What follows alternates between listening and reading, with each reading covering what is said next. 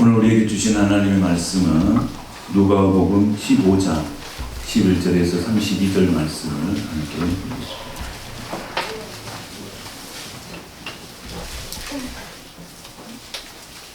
함께 이 말씀을 한 목소리로 함께 공독하겠습니다. 또 이르시되 어떤 사람에게 두 아들이 있는데 그 둘째가 아버지에게 말하되 아버지여 재산 중에서 내게 돌아올 분깃을 내게 주소서 하는지라.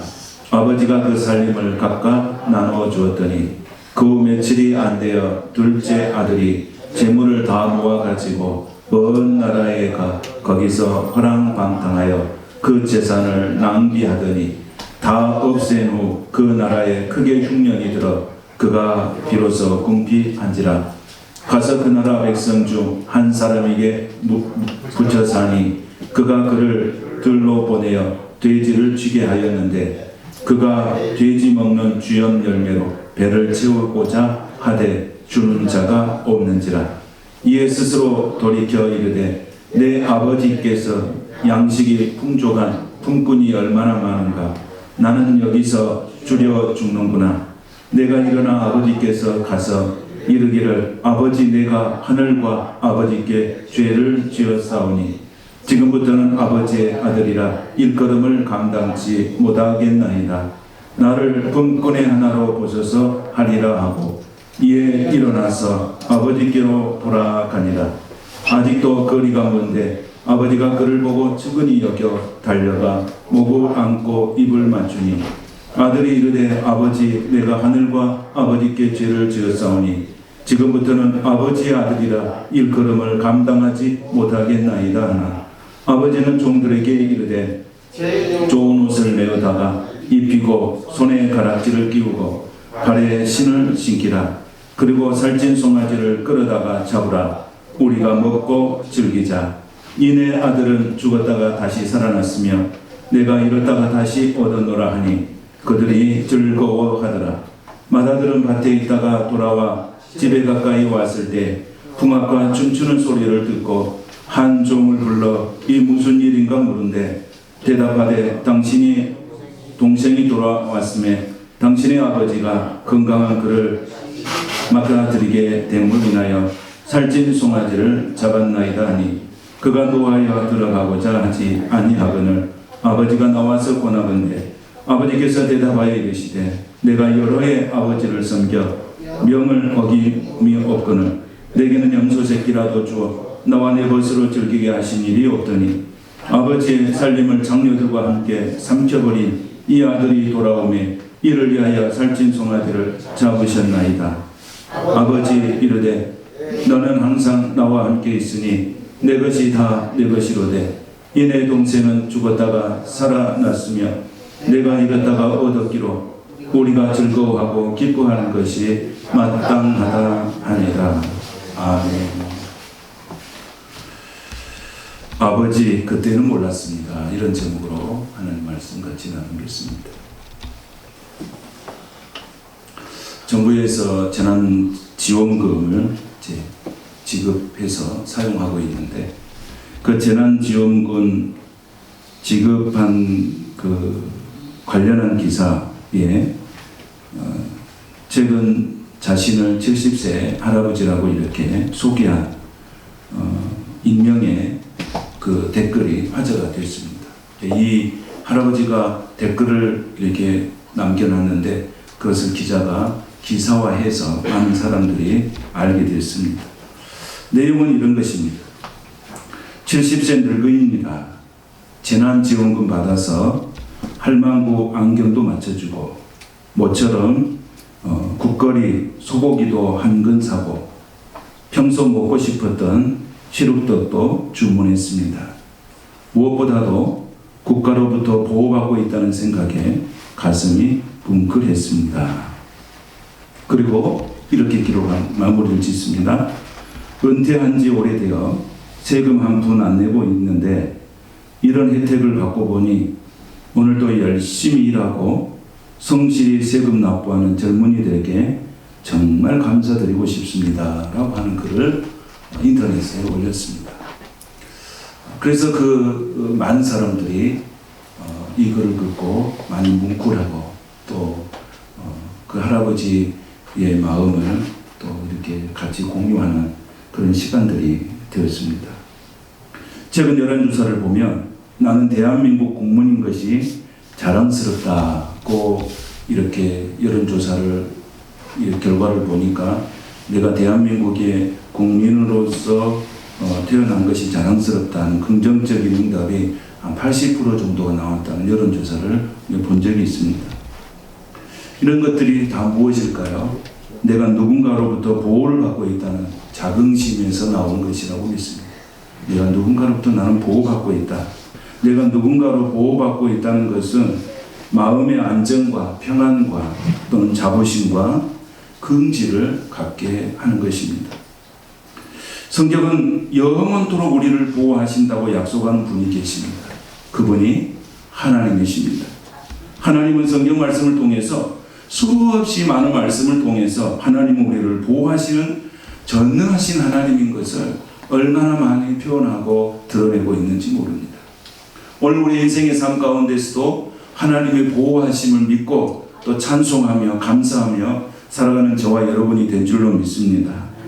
시편 145편 20절에 보면 이렇게 기록합니다. 여호와께서 자기를 사랑하는 자들은 다 보호하시고, 하나님께서는 누구를 보호하시냐면 하나님은 자기를 사랑하는 자를 다 보호하시고, 그리고 하나님을 멀리하는 자는 어떻게 하느냐? 악인들은 다 멸하시리로다. 이렇게 성경에 말씀하고 있어요. 하나님은 하나님의 자녀들은 머리끝부터 발끝까지 다 보호하시고 우리의 가는 길에 선하게 옳은 길로 인도하시는 좋으신 하나님이신 줄로 믿습니다. 이사야 31장 5절에 보면 이렇게 기록합니다.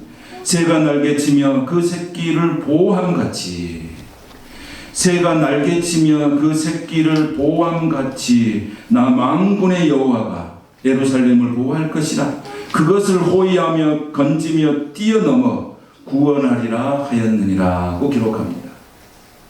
하나님은 우리를 어떻게 보호하신다고요? 새가 날개치며 그 새끼를 보호함같이, 연약한 그 새끼를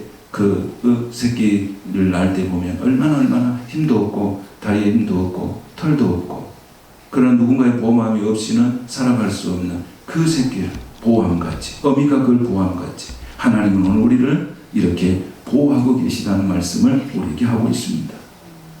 오늘 본문에서 성경은 이렇게 말합니다. 아버지와 아들 이야기입니다. 그런데 오늘 본문에 보면 아버지의 보호 속에 살았던 두 아들 중에 작은 아들이 아버지의 보호를 만족하지 못하고 독립을 선언합니다. 자신의 어떤 인생을 살기 위해서 아버지의 보호로부터 떠나기로 작정을 합니다. 그리고 실행하는 아들의 모습과 그걸 지켜보고 허락한 아버지의 모습이 성경 속에 오늘 비유로 말씀하고 있습니다. 아버지의 보호 속에 살았던 그 아들은 그 안에 살 때에 만족이 없었습니다. 행복이란 것이 없었습니다. 감사가 없었습니다. 그 속에서 자신이 이 어떤 세상을 꿈꾸고 어떤 곳으로 나가게 되면 자기가 추구할 수 있는 행복과 자기가 추구할 수 있는 만족감이 나를 기다리고 있다고 그 아들은 생각한 것입니다. 그래서 오늘 이 말씀에 둘째 아들이 아버지께 와서 아버지가 돌아갔을 때까지 기다리기가 너무 힘드니까 유산을 달라고 합니다. 12절을 우리 같이 한번 읽겠습니다. 같이 시작. 그 둘째가 아버지에게 말하되 아버지여 재산 중에서 내게 돌아올 분깃을 내게 주소서 하는지라. 아버지가 그 살림을 각각 나누어 주었더니 그랬습니다. 그리고 이 아들이 그 재산을 가지고 어떻게 사용하려고 했느냐면 13절에 보면 이렇게 기록합니다. 그 후 며칠이 안 되어 둘째 아들 재물을 다 모아가지고 먼 나라에 가 거기서 허랑방탕하여 그 재산을 낭비하였더니 라고 기록합니다. 그러니까 이 아들이 생각했을 때 내 아버지 집에 머물러 있는 것보다는 내가 생각하는 먼 나라에 가면 자기가 마음껏 꿈을 펼칠 수 있고 거기서 성공할 수 있고 아버지보다도 더 부유하게 살 수 있다는 자기만의 생각 속에 그가 잡혀 있었다는 것입니다. 먼 나라에 가면 더 좋은 것이 있을 것이다. 더 새로운 것이 있을 것이다. 내가 지금 이 상황에서 여기에 머무는 것보다는 새로운 도전을 해야 되겠다고 그가 아들이 마음먹게 되어집니다. 그 아들이 잊어버린 게 있습니다. 세상이라고 하는 것이 얼마나 냉정한 것인지를 모릅니다. 자기 아버지 집에 있을 때는 그거 모르죠. 아버지 집에 있을 때는 그 아버지 집에서는 밥 먹을 때 돈 내는 것도 아니고 옷 입을 때 돈 내는 것도 아니고 잠잘 때 돈 내는 것도 아니고, 그러나 그 아들은 이 집 밖으로 나감과 동시에 뭐가 기다리고 있습니까? 모든 것을 가격을 내야 돼. 밥 먹을 때도 돈 내야 돼. 잠잘 때도 돈을 내야 돼. 차를 타고도 돈을 내야 돼. 항상 돈과 관계된 인생을 이제 살 수밖에 없어요. 그동안에 누가 다 해줬습니까? 아버지가 다 해줬어요. 근데 그 아버지가 다 해준 것을 그 아들은 감사가 안 됐어요. 이게 부모와 자식의 관계인가? 부모는 자식에게 줄 때에 뭐 하지 않는다? 계산하지 않는 거예요.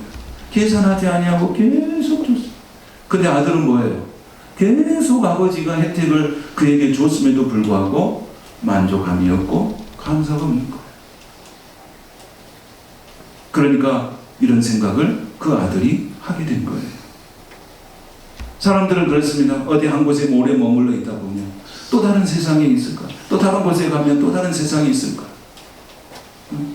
우리나라 사람들이 2년마다 이사를 하고 2년마다 그 핸드폰을 바꾼대요. 그래서 2년마다 그 핸드폰을 약정을 하잖아요. 요즘에는 2년이 아니고 이제 더 빨라져서 뭐 1년도 약정하고 뭐 그렇게 하신다고 그래요. 이사를 해도 한 2년 만에 한 번씩 신도시가 생기면 자꾸 이사를 가는. 왜 그러냐면 한 곳에 머물러 있다 보면 또 저기 가면 뭔가 새로운 것이 있겠지 하고 거기에 대한 그 신비함을 갖게 된다고 하는 것입니다. 오늘 이 아들이 가졌던 것이 바로 그거예요. 아버지 집에 머물러 있는 것보다는 먼 나라로 가게 되면 거기에는 신비가 기다리고 있겠다. 거기는 행복이 기다리고 있겠다. 거기는 새로운 뭔가가 나를 위해서 준비되고 있겠다고 하는 그런 잘못된 착각 속에 이 아들이 빠져 있는 거예요. 그런데 그 아들이 잊어버린 것이 뭡니까? 냉정한 세상에 대해서 몰랐다고 하는 것입니다. 세상이 얼마나 냉정합니까? 그래서 그 아들이 그 유산을 받고 떠났습니다. 재산을 가지고 먼 곳을 떠났는데 그 중에서 이제 시간이 지나니까 뭐가 다 떨어져 버렸습니까? 내가 가지고 있는 돈이 다 떨어졌어요. 이제부터 이 세상의 냉정함을 그 아들이 이제 체득하게 됩니다. 여러분, 돈이 있을 때는 많은 사람들이 자기 주변에 있었어요. 힘이 있을 때는 많은 사람들이 내 주변에 있었어요. 권력이 있을 때는 많은 사람이 내 주변에 있었어요. 그런데 이제 돈이 다 떨어지고 거지가 되었어요. 그러니까 제일 먼저 떠나는 것이 누가 떠납니까? 나와 가장 가까이 사는 사람이 떠나기 시작하는 거예요. 가장 가까이 사는 사람. 우리가 힘이 있을 때는 사람이 모이고 돈 있을 때 하는 사람이 모이고 권력이 있을 때는 내 주변에 사람이 있지만 그게 힘을 잃을 때는 다 떠나가는 거예요. 이게 세상의 이치예요. 그래서 세상에 살아가는 사람들은 돈이 있는 사람은 끝까지 돈이 있어야 되고 힘 있는 사람은 끝까지 힘이 있어야 되고 권력 있는 사람은 끝까지 그것을 부여잡는 거예요. 왜냐하면 그것이 없으면 자신이 얼마나 초라해져요. 여러분, 권력을 잡다가 권력을 놓은 사람들이 얼마나 초라한지, 돈이 있다가 갑자기 없어지면 사람들이 그걸 어떻게 대하는지, 우리는 그런 것들을 우리는 보는 거예요. 그런데 그 아들이 그걸 처절하게 느끼는 거예요. 아버지는 어떻습니까? 내가 힘이 없을 때, 내가 돈이 없을 때, 내가 이 권력이 없을 때 아버지는 멀리 가는 것이 아니고 그때 아버지는 더 가까이 가는 거예요. 가족은 더 가까이 가는 거예요. 우리 주님은 더 가까이 오는 줄로 믿습니다. 내가 힘이 있을 때는 사람들이 모이지만 내가 힘이 떨어질 때는 사람들은 다 떠나는 거예요. 여러분들 국회의원에 당선되고 떨어지면요, 그분들 이야기 들어보니까요,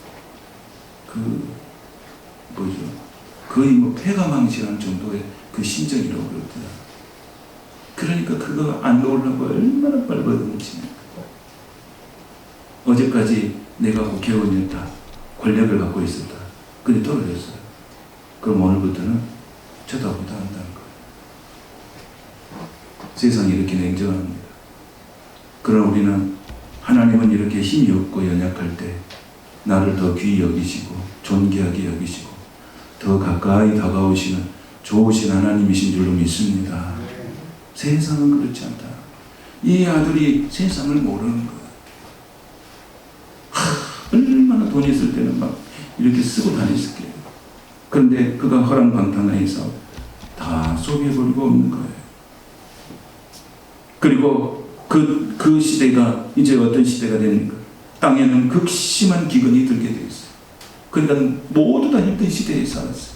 그런데 그가 가지고 있던 그 직업이 뭐냐면, 어떻게 해서 돼지 치는 집을 가는 거예요. 유대인들은 돼지를 자기들이 안 칩니다. 이방인들에게 돼지를 치게 만듭니다. 돼지는 뭐 부정한 음식, 짐승이라고 해가지고 그들이 하지 않습니다. 그래서 그들가 돼지를 치웠고, 그가 먹는 것은 뭘 먹었냐면 돼지의 밥을 먹었어요. 그러니까 인간이 어떻게 됩니까? 인간이 최악의 상태로 떨어지게 된 거예요. 아버지 집에 있을 때는 그것을 못했어요. 아버지 집에 있을 때 밥 먹는 것을 감사하지 못했고, 아버지 집에 있을 때는 옷 입는 것을 감사하지 못했어요. 아버지 집에서는 잠자는 것을 감사하지 못했어요. 어쩌면 당연하다고 생각하며 살았어요. 그런데 집을 떠나서 살아보니까 아버지 집이 그렇게 천국이고, 아버지 집이 그렇게 좋은 곳이었고, 아버지 집이 그렇게 나를 만족하는 곳이었는데 내가 그걸 모르고 살았다는 거예요. 사랑하는 성도 여러분, 물 떠난 고기는 순간은 살 수 있지만 그 고기가 계속 물을 떠나 있는 상태에서는 그 고기는 죽을 수밖에 없습니다. 그 고기가 살 수 있는 방법이 뭡니까? 어디로 와야 사는 것입니까?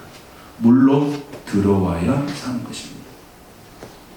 흙을 떠난 나무가 조금은 살 수 있어요. 화분에다 나무 심어 놓으면요, 그거 살 수 있어요. 얼마까지는 살 수 있습니다. 그러나 시간이 지나면 그 화분 속에 있는 나무 결국 죽고 맙니다. 흙을 떠난 나무는, 그 나무가 살 수 있는 길은 바로 흙으로 돌아올 때 그 나무는 살 수 있는 거예요. 오늘 우리의 인생들이 살아가는 모든 인생의 삶 가운데 하나님을 떠나서 살아간다는 것은 자유로운 것 같아요.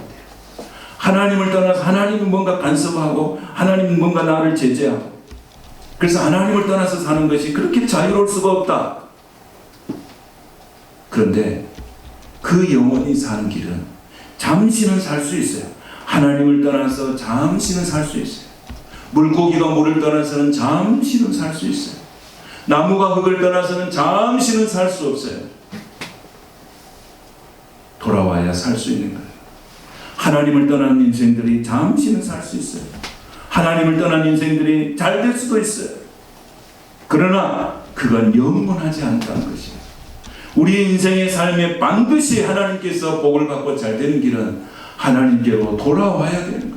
그 아들이 살 수 있는 길은 뭐냐? 아버지 집으로 돌아오는 것이 사는 길이에요. 성경은 우리에게 말씀합니다. 뭐라고 말씀합니까? 아버지를 가까이 하는 자가 복이라고 했어요. 아버지를 가까이 하는 자가 복이요, 하나님을 멀리 하는 것이 죄악이라고 했습니다. 예수님도 말씀하셨어요. 너희는 나를 떠나서는 아무것도 할 수 없다고 했어요. 이것이 탕자의 비유를 통해서 보여주는 하나님의 마음을 우리에게 보여주는 거예요. 너희는 나를 떠나서는 살 수 없다. 내가 살 수 있을 것 같아. 순간은 살 수 있어요. 순간적으로는 좀 될 수도 있어요. 그러나 우리가 영원히 살고 영원히 복을 받는 길은 하나님께로 돌아와야 된다는 것을 믿습니다. 하나님께 돌아오는 것이 사는 길이고 하나님께 돌아오는 것이 복이에요. 하나님께로 돌아오는 게 행복이에요. 하나님 안에 돌아왔을 때 진정한 만족이 있는 거예요. 이제 이 아들이 그 고생하고 집 떠나서 엄청난 고생 가운데 살면서 생각하는 게 누굴 생각하겠습니까? 우리가 이런 말이죠. 집 떠나는 고생이다. 근데 누구를 생각합니까? 16절을 보겠습니다. 자, 16절 말씀 한번 같이 보겠습니다. 시작. 그가 돼지 먹는 쥐염 열매로 배를 채우고자 하되 주는 자가 없는지라. 17절. 이에 스스로 돌이켜 이르되 내 아버지에게는 양식이 풍족한 품꾼이 얼마나 많은가. 나는 여기서 줄여 죽는구나. 아멘. 아들이 깨달은 것이 뭡니까? 자기 힘으로는 살아갈 수 없다. 자기 힘으로 살아갈 수 있는 줄 알았어요. 아버지 집을 떠나서도 자기가 갖고 있는 능력과 지혜로 살아갈 수 있다고 생각했어요. 그런데 깨달은 게 있어요. 아, 내 힘으로 살 수 없구나. 아버지의 보호 속에서만 살 수 있지 내 힘과 능력으로는 살아갈 수 없구나. 이것을 이 아들이 깨달은 거예요. 오늘 성경의 사가랴서 6장에서 말씀하십니다. 이는 힘으로 되지 아니하고 능으로 되지 아니하고 오직 나의 영으로 되느니라. 오직 나의 신으로 되느니라. 하나님께로만 나갈 때 내 인생의 삶이 내 혼자 스스로 할 수 있다면 얼마나 좋겠습니까? 그러나 결코 그렇지 않습니다. 성경은 반드시 말씀하고 있습니다. 힘으로 되지 않고 능으로 되지 않고 오직 나의 신으로 되느니라. 이것을 아들이 깨닫게 된 거예요. 이걸 깨달은 순간에 그가 회개의 역사가 일어나는 거예요. 여러분, 우리가 인생을 살아갈 때 내 힘으로 되지 않는구나. 이 깨달은 순간에 우리는 신앙에 깊이 들어가게 되는 거예요. 내 힘으로 안 되는구나. 자식을 키우면서도 내 힘으로 안 되는구나. 사업을 하면서도 내 힘으로 안 되는구나. 직장을 다녀도 내 힘으로 안 되는구나. 부부 생활을 하면서도 가정 생활을 하면서도 내 힘으로 안 되는구나. 이걸 깨닫는 순간에 우리가 하나님 안으로 깊이 들어갈 수 있습니다. 오늘 저와 여러분은 살아보니 내 힘으로 잘 안 되는구나. 내 힘으로 되는 길이 없구나. 이걸 깨달아서 오늘도 주님에 의지하고 주님께 도움을 구하고 주님께 은혜를 구하기 위해서 이 자리에 나오신 줄로 믿습니다. 이 아들은 모르죠. 그런데 아버지는 알았어. 그 아버지가 허락해 준 거잖아요. 응? 아버지가 이걸 야단쳐서 어떻게 하든지 막을 수는 있지만은 아버지가 그걸 막지 않고 보내주잖아요. 왜 보내줬을까요? 가서 혹독한 세상과 싸워봐라. 아버지가 그 재산을 주면서 그렇게 아들에게 마음속으로 그렇게 한 거예요. 그래서 허락한 거예요. 그랬더니 그 아들이 다 말아먹고 이제 생각나는 것이 아버지 집이에요. 왜 내가 아버지의 그 은혜를 몰랐을까? 아버지의 그 사랑을 왜 내가 몰랐을까? 아버지가 날마다 나를 위해서 기도해 주는 그 기도의 축복을 내가 모르고 살았을까? 아버지가 나 때문에 얼마나 속이 썩었을까? 아버지가 나 때문에 얼마나 힘들었을까? 아버지가 나 때문에 얼마나 괴로웠을까? 왜 그때는 몰랐을까? 왜 그때는 몰랐을까? 그래서 그 아들이 고백하는 게 뭐예요? 아버지. 그러면서 뭐라고 말씀합니까? 내가 아버지 앞에 뭐라고 했습니까? 내가 뭘 지었다고 그럽니까? 죄를 지었다고. 오늘 성경이 그렇게 들어가고 있어요. 아버지께 죄를 지었다고 했어요. 죄를 지었다. 21절 같이 한번 보겠습니다. 시작. 아들이 이르되 아버지여 내가 하늘과 아버지께 죄를 지었사오니 지금부터는 아버지의 아들이라 일컬음을 감당하지 못하겠나이다. 아멘. 깨달은 거예요. 아버지 마음을 물은 거예요. 오늘 이 아버지는 하나님으로 표현합니다. 여러분, 우리가 신앙생활하고 하나님께 예배하고 아버지께 경배하며 살아가지만 아버지 하나님의 마음을 우리가 얼마나 압니까? 자기 아들을 십자가에 죽으시기까지 우리를 사랑하시는 그 아버지의 마음을 우리가 얼마나 압니까? 우리가 잘못 들은 결제라도 끝까지 지켜보고 인내하고 잘 참으시는 그 하나님, 그 아버지의 마음을 우리가 어떻게 압니까? 자식으로 태어나서 부모의 마음을 알 수가 없어요. 저도 이렇게 부모의 마음을 알 수가 없었어요. 근데 언제 알았냐? 결혼을 위해서 자식을 낳아보니까 부모의 마음을 알겠더라.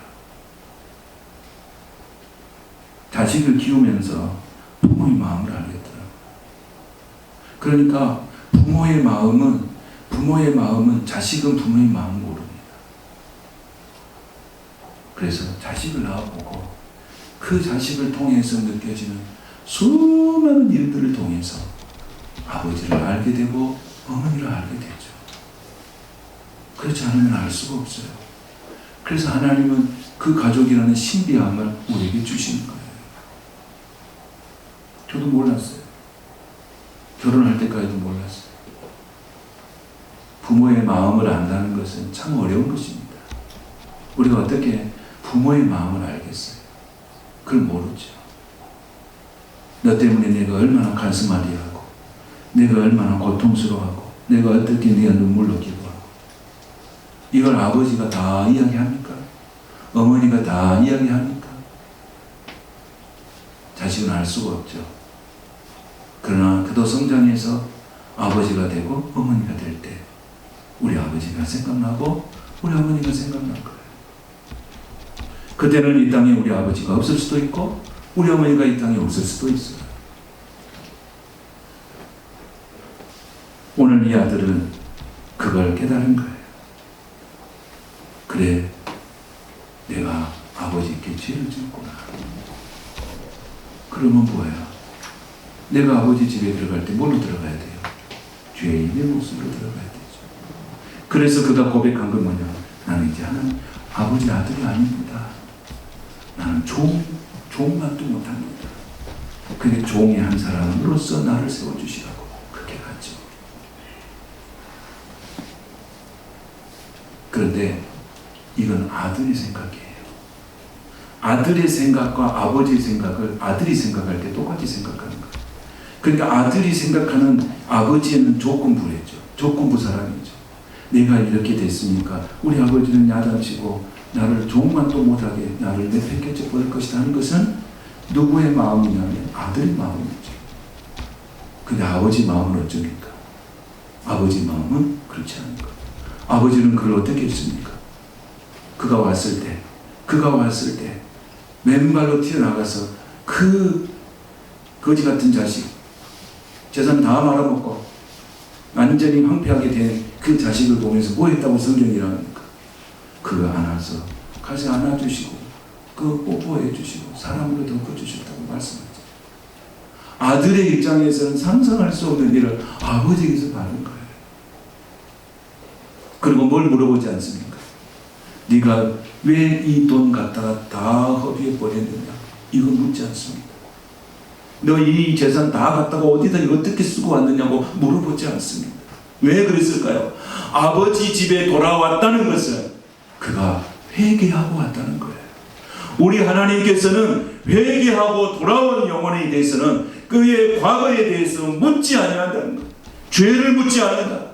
네가 어떻게 살았느냐, 네가 무슨 짓을 했느냐 하나님 물어보지 않고 다 용서해 주시고 그리고 새 아들로 새 사람으로 내 아들로 받아들이는 거예요. 이게 하나님의 사랑인 거예요. 가락지를 끼웠습니다. 이 가락지를 끼운 것은 뭘 의미합니까? 신분이 회복되는 것을 말이죠. 이는 종이 아니고 내 아들이다. 송아지를 잡아다가 뭐 했습니까? 잔치를 베풀었어요. 송아지를 잡아다가 잔치를 베푼 것은 뭐냐면 이것은 최고의 존중, 최고의 사람에게 최고의 대접을 할 때 잡는 게 송아지였어. 근데 자기 아들을 최고의 손님으로, 최고의 존대하는 마음으로 송아지를 잡는 거예요. 아버지 마음과 아들의 마음은 이렇게 틀립니다. 나는 우리 집에 가면 조금만 또 못할 거야. 그러나 아버지는 어떻게 했습니까? 이전보다도 더 존귀한 아들로 그 아들을 세우시는 하나님의 모습을 우리가 볼 수가 있습니다. 사랑하는 성도 여러분, 오늘 우리는 이 당자의 비유는 수없이 많이 들은 설교예요. 그러나 우리는 어쩌면 우리가 당자의 모습으로 우리가 살아가고 있는지도 모릅니다. 하나님은 우리에게 계속해서 사랑을 부어주시면 그 사랑을 내가 느끼지도 못하고 감사하지도 못하고 살아가는 거예요. 그래서 하나님은 우리에게 항상 뭐 하고 있냐? 짝사랑하고 있는 거예요. 부모가 자식에게 베푸는 사랑은 무슨 사랑이냐? 짝사랑이야. 짝사랑. 그래서 어느 순간에 자녀가 내가 쏟아부은 사랑에 대해서 이렇게 말할 때 뭐야?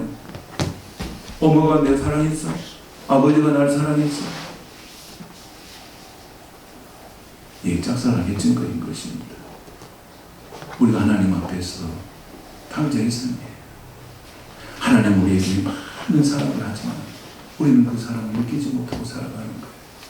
감사하지 못하고 살아가는 거예요.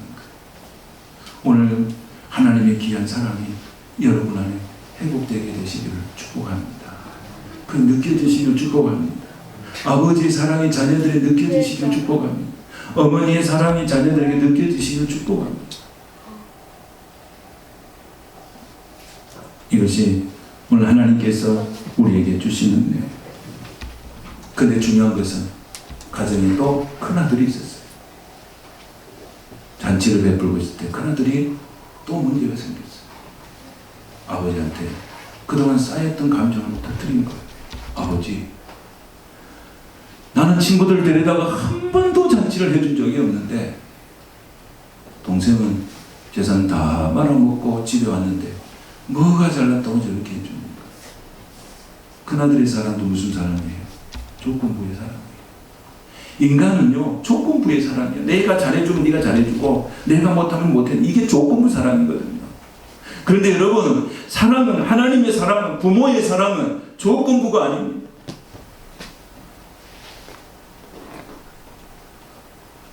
큰아들이 아버지하고 오래 살았잖아요. 네 내년통 나하고 잘 살았잖아. 네 것이 내 것이고 내 것이 네 것인데 뭐 갖고 그러느냐. 문제가 뭐예요? 큰아들에게서 문제가 뭡니까? 아버지에게 말하지 않았다는 거예요.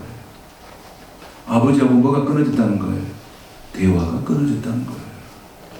여러분, 부모와 자식 간의 제일 문제가 뭐예요?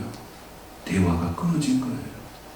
대화가 끊어질 때는 분노가 생기고 상처가 있는 거예요.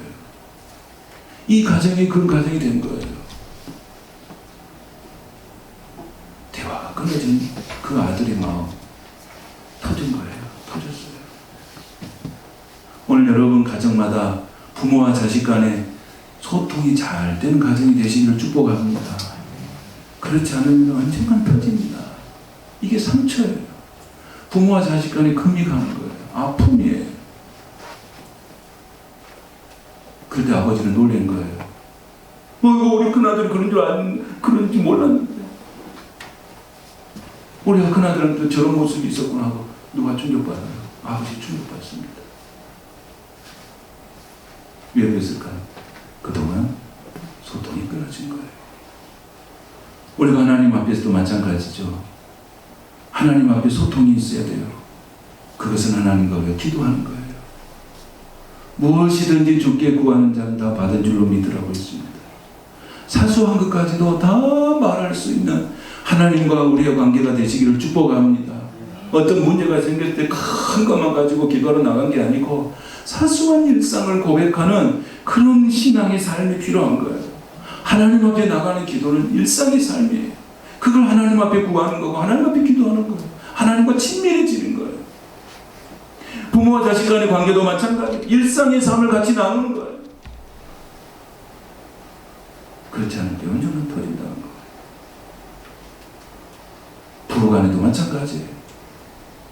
언젠간 터진단 말이죠.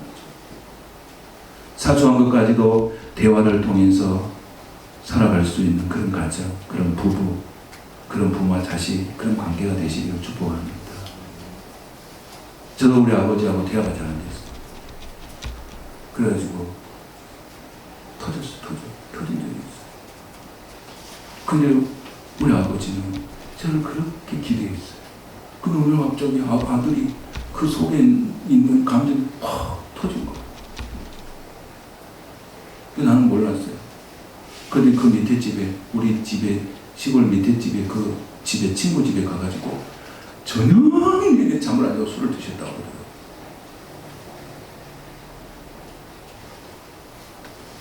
내가 그 소리를 듣고 내가 그때는 이제 생각을 못 좀 했습니다. 내가 아버지한테 죄도 있구나. 그 참았어야 하는데. 그게 뭐예요? 그동안 살아오면서 이렇게 쌓였던 감정이 어떤 동기를 만나서 툭 터져본 거예요. 그러니까 나하고 아버지가 뭐가 없다는 거예요. 대화가 없었어요.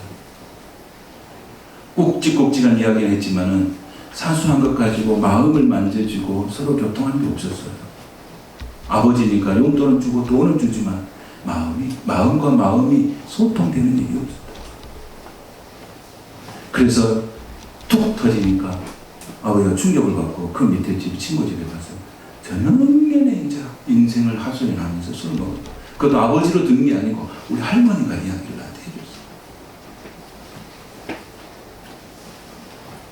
그래서 내가 자식이면 그러면 안 되겠구나. 그때 내가 왜 그 감정을 못 이겼을까? 그런 생각이 많이 들었어요. 아버지가 돌아가실 때 장례식장에 제가 펑펑 울었어요. 그 생각이 났어요. 펑펑 울었어요. 말을 할 수가 없었어요. 마지막 다 장례식 끝나고 그 유족 인사를 하라고 나오는데 제가 말을 할 수가 없었어요. 가슴이 먹먹해서 말할 수가 없었어요. 사랑하는 성도 여러분, 오늘 아버지하고 어머니하고 자식 간에 막혀있는 거 있습니까? 뚫어지게 되시기를 축복합니다. 주님이 다 허물어 주시기를 축복합니다. 부부간에 혹시 막혀있는 거 있습니까? 주님이 다 풀어주시기를 축복합니다. 성도들 간에도 다 풀어주시기를 축복합니다. 그나들은 기도했어요. 아버지께 구하겠어요. 아버지, 우리 친구들 한번 데려왔습니다. 염소 한 마리 잡아주십시오. 그럼 아버지 안 잡아주겠습니까? 여러분, 그렇게 소탕하게 하나님께 구하고 또 자식들 도와서 아버지 염소 한 마리 잡아주세요. 소 잡아줄 수 있는 집이 염소 못 잡아주겠어요? 그렇게 허심탄회하게 살아가는 것. 마음에 앙금이 없이, 마음에 상처가 없이, 섭섭함이 없이 그렇게 살아가시는 여러분 복된 가정 되시기를 축복합니다. 말씀을 마치겠습니다. 아버지, 그때 몰랐습니다. 몰랐어요. 아버지가 나에게 해줄 때는 그걸 몰랐어요. 그랬더니 떠나고 난 다음에 알았어요. 떠나고 난 다음에. 우리는 같이 살아가는 모든 사람들을 소중하게 생각하며 사시기를 축복합니다. 지금 가정 안에 사는 사람, 교회 안에서 함께 사는 사람, 소중하게 생각하고 귀하게 생각하고 복되게 생각하고 그렇게 살아갈 때 하나님께서 우리에게 주신 은혜가 더 풍성한 줄로 믿습니다. 형제가 연합하여 동감이 어찌 그리 선하고 아름다운고. 할렐루야. 주님의 은혜가 여러분의 가정 안에 충만하게 되시기를 축복합니다. 걸어가신 하나님 감사합니다. 진리를 깨닫고 진리를 붙잡고 진리를 가슴에 안고 새 사람이 되어서 돌아온 그 아버지, 그 아들을 아버지는 붙잡고 엉엉 울면서 기뻐했습니다. 오늘 우리들이 살아가는 삶들, 우리가 부모로서 살아가고 자식으로서 살아가고 하나님 앞에서 자녀로 살아가죠. 우리는 부족한 것이 너무 많고 하나님의 마음을 잘 알지도 못하고 아버지의 마음을 잘 헤아리지 못하고 어머니 마음을 헤아리지 못하고 살아가는 우리 인생들입니다. 주여, 성령이여 알게 하여 주시고 깨닫게 하여 주셔서 우리의 마음이 행복하고 나와 관계된 모든 사람들이 서로 소통해서 행복한 공동체가 될 수 있도록 주님 축복하여 주옵소서. 예수님의 이름으로 축복하며 기도하옵나이다. 아멘.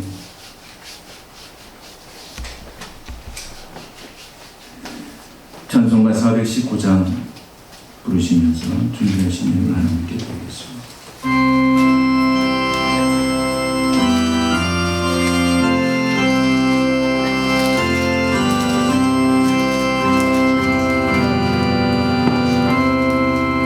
주 날개니 내가 변함이시네 한기법이 바람 불어쳐도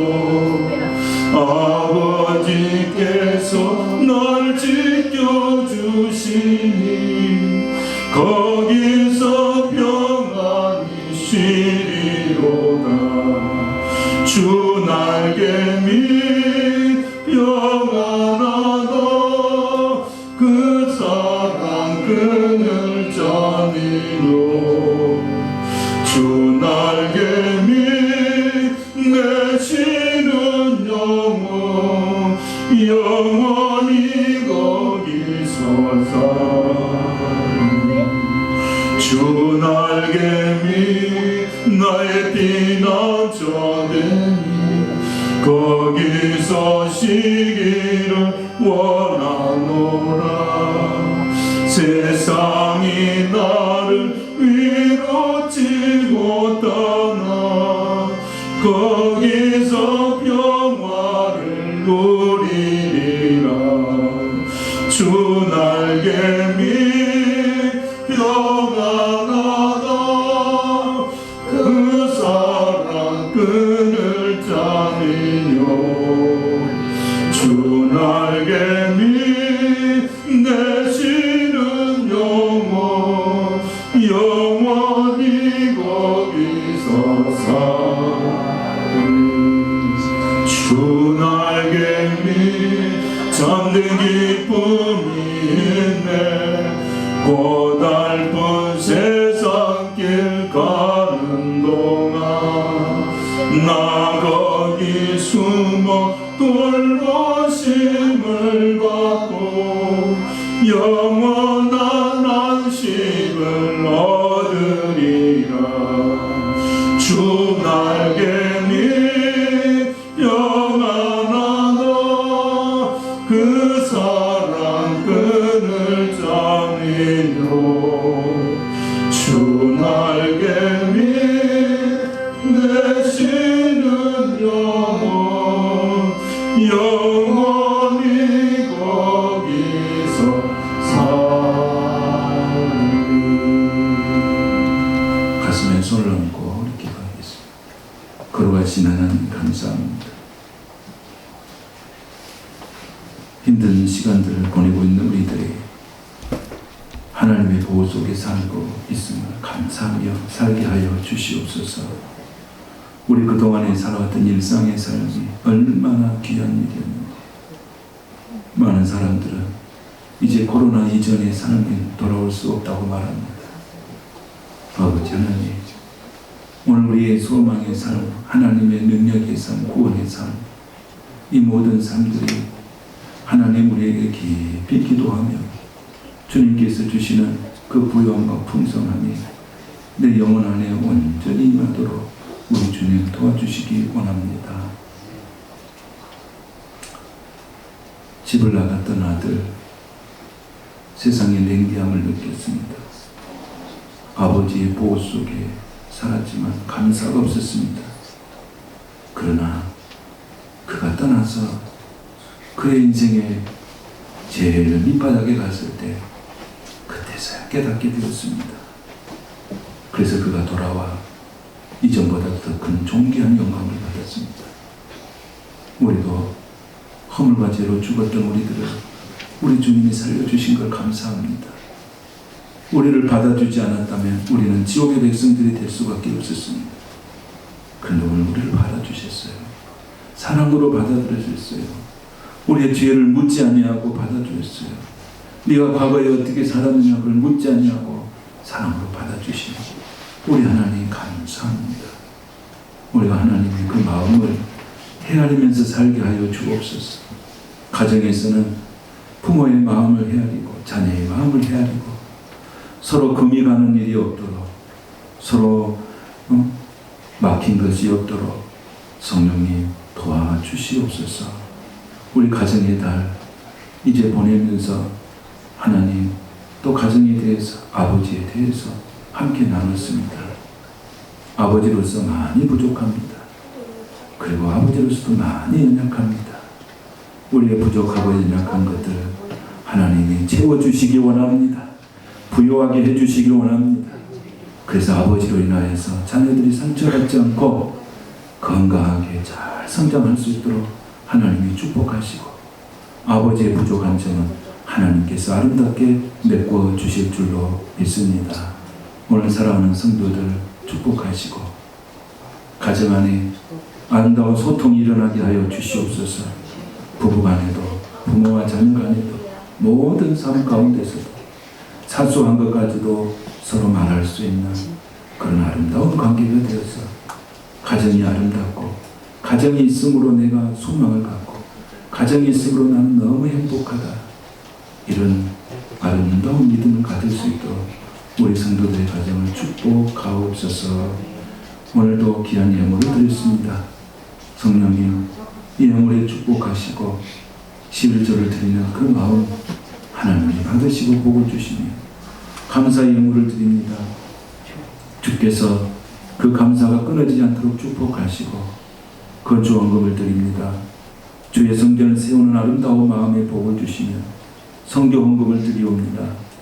먼 길에서 하나님의 일을 감당하는 선교사들을 축복하시고 드리는 자에게 복을 주시옵시며 주일 헌금으로도 드립니다. 주여 기억하사 그 손이 수고하는 대로 먹을 것을 주시옵소서. 오늘도 함께 하시는 하나님 감사드리며 예수님의 이름으로 축복하며 기도하옵나이다. 아멘.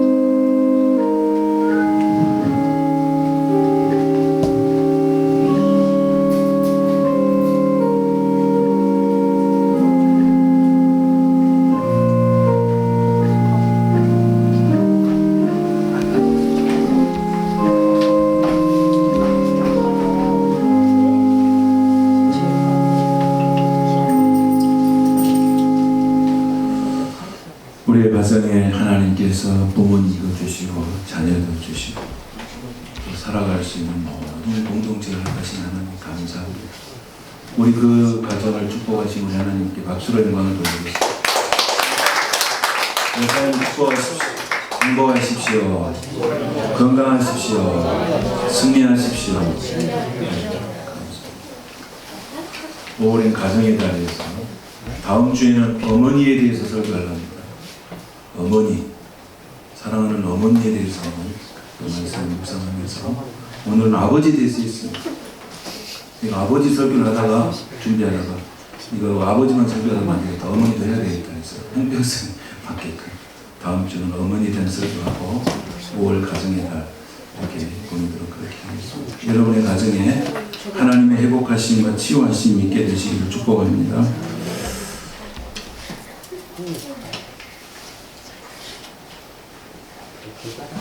네, 다음 주에도 같은 시간에 예배드리도록 하겠습니다. 여러분 이제 코로나가 이제 소강 상태인데 아직도 저 인천 쪽에는 살아서 아직 안 죽은 것 같습니다. 그 코로나가 다 죽게 되기를 없어지고 사라지게 되기를 기도하면서 또 제일 잘한 것은 손 씻고 마스크 쓰면 제일 안전하답니다. 그렇게 해주시고 다음 주에는 고등학생들이 이제 등교하죠. 그런가요? 이미 등교했죠. 고등학생들이 없어서 모르는가요? 또 얘기됐어. 그래서 하여튼 학교가 긴장하고 많이 있는데 자녀들 보낼 때 순서를 잘하고 그다음에 마스크 다 씌워서 그렇게 보내시면 되겠습니다. 네, 이제 다 같이 일어나셔서 주님께서 세우신 교회 찬송하고 축도하심으로 마치겠습니다.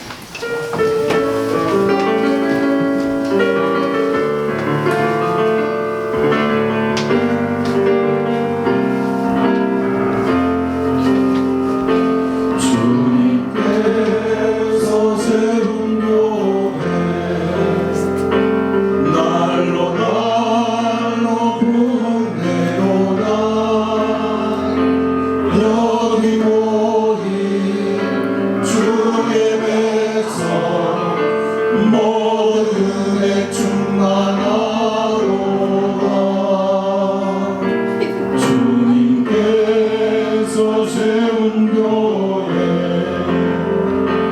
날로 날로 군대로 가 여기 모인 주 예배에서 모든 은혜 충만하도다 은혜가 충만한 교회 은혜 충만 말씀이 충만한 교회 말씀 충만 사랑이 충만한 교회 사랑 충만 성령이 충만한 교회 주님께서 세운 교회 날로 날로 군대로 가 여기 모인 주의 회사 모든 은혜 충만하도다.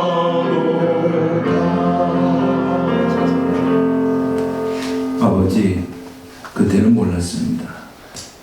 나를 얼마나 사랑했고 나를 위해서 얼마나 기도했는지, 때로는 나 때문에 얼마나 힘들고 괴로웠는지, 또 아버지는 나를 쳐다보면서 얼마나 잘 참고 견뎠는지 우리가 그때는 몰랐습니다.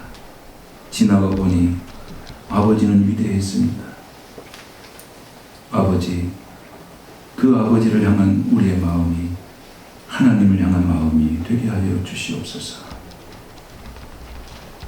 오늘 하나님께서 우리에게 허락하신 가족과 우리 가족 성도들의 삶을 우리가 같이 보듬게 함께서 서로 기도하면서 믿음으로 살아가는 공동체가 될 수 있도록 하나님 축복하여 주시옵소서. 후회할지라도 우리 후회가 너무 늦어지지 않게 하시고 깨닫는 것도 너무 늦게 깨닫지 않게 하시고 성령님께서 우리의 마음을 주장하사 우리의 막힌 것들이 빨리빨리 풀어져서 우리의 마음의 부요함을 누릴 수 있도록 축복하여 주시옵소서. 하나님, 저희들 가정을 지켜주시고 부부 간의 소통이 잘 되게 하시고 부모와 자녀 간의 소통이 잘 되게 하여 주시고 교회 안에서 성도 간의 소통이 잘 되어서 하나님이 주신 은혜와 충만함이 넘치는 교회와 가정들이 다 되게 하여 주옵소서. 지금은 우리 주님 예수 그리스도의 무한하신 은혜와 아버지 하나님의 극진하신 사랑과 성령님의 감화 감동과 충만하시고 교통하는 역사가 아버지를 생각하고 하나님을 생각하고 가정을 생각하며 막힌 담을 허신 예수 그리스도의 은혜로 모든 우리의 삶이 새로워지기를 원하는 사랑하는 모든 성도들 머리 위에와 심령과 가정과 일터와 자녀들 위에 교회와 이 나라 이 민족과 이 열방 위에 지금부터 영원토록 함께 하시기를 간절히 축원하옵나이다. 아멘.